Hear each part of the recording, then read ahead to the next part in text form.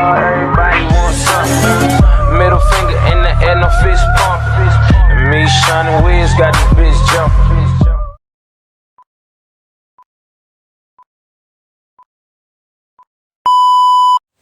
Assalamualaikum warahmatullahi wabarakatuh. Halo guys, perkenalkan nama aku Winarni, kelas 12 IPA 1. Aku di sini akan menjelaskan materi kelas 12 pelajaran sejarah Indonesia tentang demokrasi parlementer.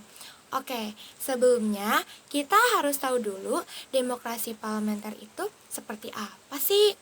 Aku jelasin ya guys. Jadi, masa demokrasi parlementer adalah masa ketika pemerintah Indonesia menggunakan UUDS 1950 atau Undang-Undang Dasar Sementara sebagai undang-undang negara dan sistem pemerintahan parlementer. Artinya, kabinet bertanggung jawab kepada parlemen atau DPR, bukan kepada presiden. Kabinet dipimpin oleh seorang perdana menteri, sementara presiden hanya berfungsi sebagai kepala negara saja.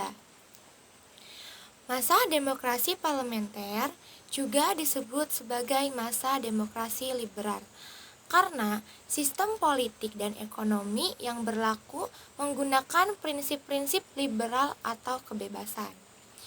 Masa ini berlangsung mulai 17 Agustus 1950 sampai 6 Juli 1959. Pada zaman demokrasi liberal atau parlementer ini, kabinet-kabinet yang mengelola pemerintahan sehari-hari tidak berumur panjang, karena di tengah jalan dijatuhkan oleh mosi tidak percaya partai-partai politik yang ada di parlemen atau DPR. Nah, maksudnya tidak berumur panjang di sini adalah kabinet tidak bertahan lama menjabat karena banyak mosi tidak percaya dari partai politik yang ada di parlemen atau DPR. Nah guys, di dalam demokrasi parlementer itu ada 7 kabinet yang menjabat dalam 9 tahun mulai dari tahun 1950 sampai 1959, yaitu 1. Kabinet Natsir dari Partai Masyumi menjabat dari tahun 1950 sampai dengan 1951. 2. Kabinet Sukiman dari Partai Masyumi menjabat dari tahun 1951 sampai dengan 1952. 3. Kabinet Wilopo dari Partai PNI menjabat dari tahun 1952 sampai 1953. 4. Kabinet Ali Sastro Amir Djojo I dari Partai PNI menjabat dari tahun 1953 sampai 1955. 5. Kabinet Burhanuddin Harahap dari Partai Masyumi menjabat dari tahun 1955 sampai 1956. Dan ini adalah kabinet satu-satunya yang ditunjuk oleh wakil presiden, yaitu Muhammad Hatta. Yang keenam, Kabinet Ali Sastro Amir Djojo II dari Partai PNI menjabat dari tahun 1956 sampai 1957. Ali Sastro Amir Djojo dipilih kembali karena berkat pemilu tahun 1955.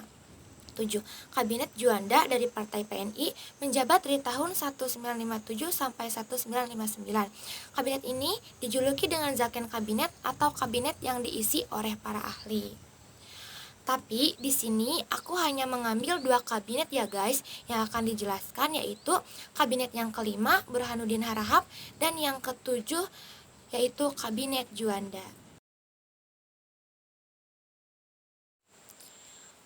Oke, aku mulai dari kabinet yang kelima yaitu 1. Kabinet Burhanuddin Harahap. Kabinet Burhanuddin Harahap menjabat dari 12 Agustus 1955 sampai 3 Maret 1956. Seperti yang udah dijelaskan tadi, Burhanuddin Harahap adalah kabinet satu-satunya yang ditunjuk oleh wakil presiden yaitu Muhammad Hatta. Burhanuddin Harahap memiliki program kerja yaitu 1. Mengembalikan kewibawaan pemerintah jatuh karena konflik dan korupsi. Karena pada masa kabinet Ali Sastro Amir Djojo I, program kerjanya ada yang belum terselesaikan, sehingga banyak terjadi konflik yaitu pertikaian dengan TNI Angkatan Darat, banyak permasalahan keamanan, yaitu pemberontakan DITII dan krisisnya ekonomi, sehingga terjadinya korupsi. Jadi, Burhanuddin Harahap membuat program kerja untuk mengembalikan kewibawaan moral pemerintah dan kepercayaan TNI dan juga kepercayaan masyarakat kepada pemerintahan. 2. Menyelesaikan UU desentralisasi kewenangan pemerintah kepada daerah. 3. Melaksanakan pemilu tahun 1955. Karena pada masa kabinet Ali Sastro Amir Djojo I gagalnya pelaksanaan pemilu, oleh karena itu kabinet Burhanuddin Harahap melaksanakan kembali program kerja yaitu pemilu 1955. Dan kabinet Burhanuddin Harahap berhasil mengesahkan Undang-Undang Pemilu sehingga dilangsungkannya pemilu 1955. 4. Menghilangkan faktor-faktor yang menyebabkan inflasi atau kenaikan. 5. Memberantas korupsi. 6. Meneruskan perjuangan mengembalikan Irian Barat. 7. Mengembangkan politik kerjasama Asia-Afrika berdasarkan politik bebas aktif. 8. Melaksanakan finansial ekonomi atau FINEK. Pada Januari 1956, melepaskan pengiriman delegasi untuk melepaskan keterkaitan ekonomi dengan Belanda. Di dalamnya ada pembatalan KMB. Nah, sekarang kita lanjut ke prestasi kabinet Burhanuddin Harahap, yaitu 1. Terjadi perbaikan ekonomi dan pengembalian laju inflasi atau inflasi menjadi turun. 2. Berhasil melaksanakan pemilihan DPR dan Dewan Konstituante dengan pemenang pemilu ada 4, yaitu 1. PNI atau Partai Nasional Indonesia. 2. Masyumi. 3. NU atau Nahdlatul Ulama. Dan yang terakhir PKI atau Partai Komunis Indonesia. Pemilu ini dianggap sebagai pemilu paling jujur. 3. Berhasil menyelesaikan permasalahan militer. Konflik TNI Angkatan Darat ini berhasil diselesaikan dengan kembali diangkatnya A.H. Nasution sebagai KSAD atau Kepala Staf TNI Angkatan Darat. 4. Pembubaran Uni Indonesia Belanda.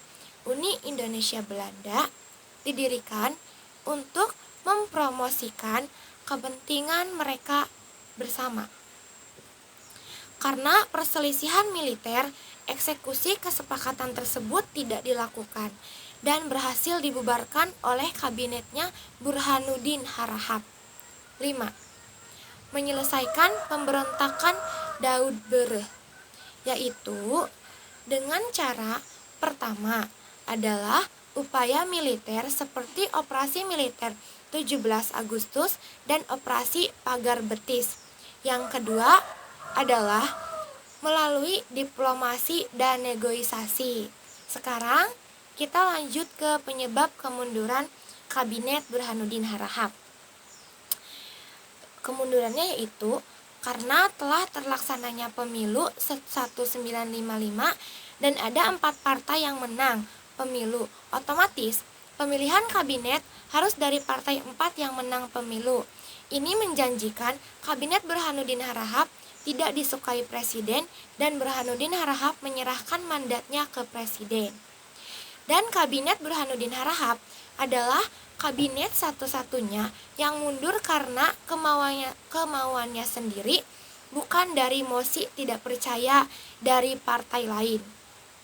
Karena Partai Masyumi tidak menang dalam pemilu 1955, otomatis Burhanuddin harus mengundurkan diri karena kabinet selanjutnya harus dari partai yang menang dalam pemilu.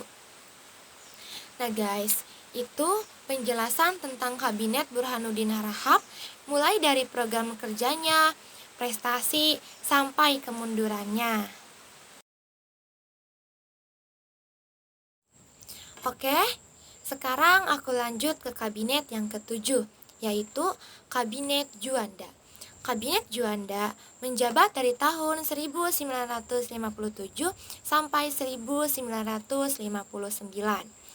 Kabinet satu ini dijuluki sebagai Zaken Kabinet, artinya adalah kabinet yang diisi oleh para ahli. Dan juga Kabinet Juanda membuat program kerja Pancakarya, yaitu program kerja yang mementingkan rakyat bukan mementingkan partai atau dirinya sendiri. Isi program kerja Pancakarya yaitu 1. Membentuk Dewan-Dewan Nasional untuk menampung aspirasi-aspirasi rakyat yang tidak tersalurkan. 2. Normalisasi keadaan Republik Indonesia. 3. Melanjutkan pembatalan KMB. 4. Merebut Irian Barat. Dan yang kelima, mempercepat pembangunan.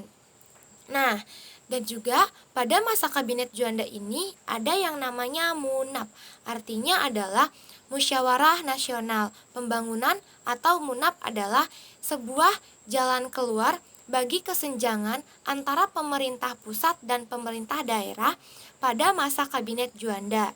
Tujuannya diadakan MUNAP adalah untuk mengubah rencana pembangunan yang sudah ada, sehingga dapat memenuhi harapan daerah, atau agar dapat dihasilkan rencana pembangunan yang menyeluruh untuk jangka panjang.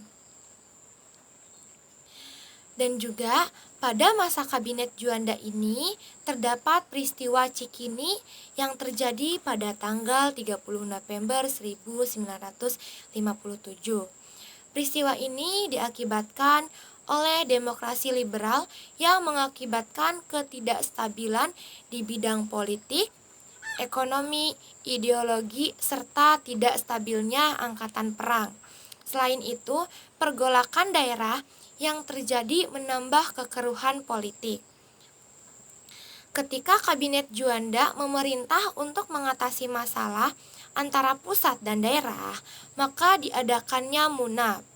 Tetapi sebelum hasil dari MUNAP dilaksanakan, terjadilah peristiwa Cikini, yaitu pada tanggal 30 November 1957, di mana terjadi upaya pembunuhan terhadap Presiden Soekarno di Sekolah Rakyat Cikini.